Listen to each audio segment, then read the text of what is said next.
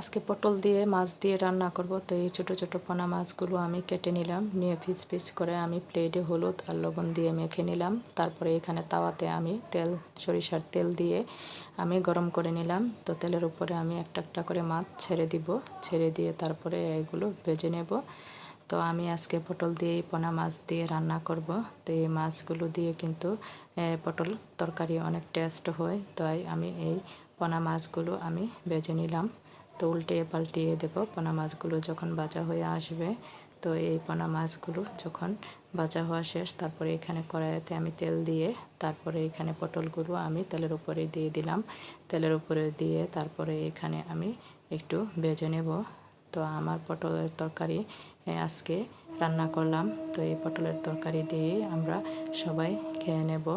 তো এখানে পটলগুলো আমি সবগুলো আমি দিয়ে দিলাম কড়াইয়ের উপরে, দিয়ে তারপরে এটাকে হলুদ আর লবণ দিয়ে আমি ভেজে নেব। তো আসলে এই পটলের তরকারিটা আমার বাচ্চারা অনেক পছন্দ করে। তো এই পটল যেভাবেই রান্না করি না কেন, তো বাচ্চারা খেতে পছন্দ করে।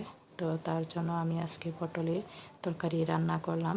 তো এখানে পটলের তরকারি রান্না করার জন্য প্রস্তুতি নিয়ে নিলাম।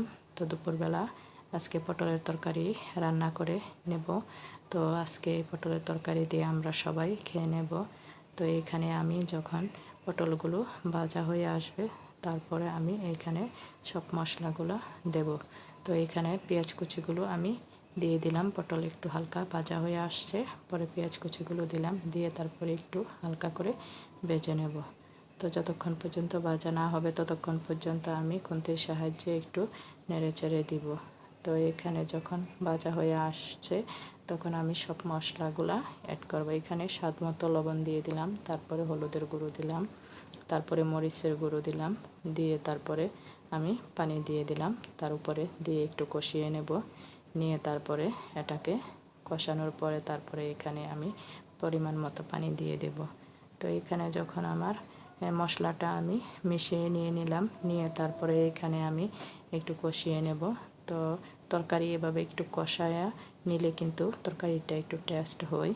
তো সাথে সাথে পানিটা দিলে কিন্তু তরকারিটা তেমন ভালো হয় না। তো আমি একটু পানি অল্প পরিমাণ দিয়ে আমি একটু কষিয়ে নিলাম, নিয়ে তারপরে মাছগুলো এটার উপরে দিয়ে দিলাম। মাছগুলো দিয়ে তারপরে এখানে আমি রান্না করব। তো এই পোনা মাছগুলো যে ভেজে রাখা হয়েছিল ওই মাছগুলো আমি দিয়ে দিলাম আর কি এই কড়াইয়ের মধ্যে, দিয়ে তারপরে আমি পরিমাণ মতো এখন পানি দিয়ে একটু নেড়ে চেড়ে দিয়ে দেব। তো আজকে এই পর্যন্তই আমার রান্না পটলের তরকারি দিয়ে আজকে আমরা। তো আমি এখানে পরিমাণ মতো পানি দিয়ে দিলাম, দিয়ে তারপরে এখানে আমি ডিপ ফ্রিজে টমেটোগুলো রেখে দিই অনেক দিন সংগ্রহণ করে।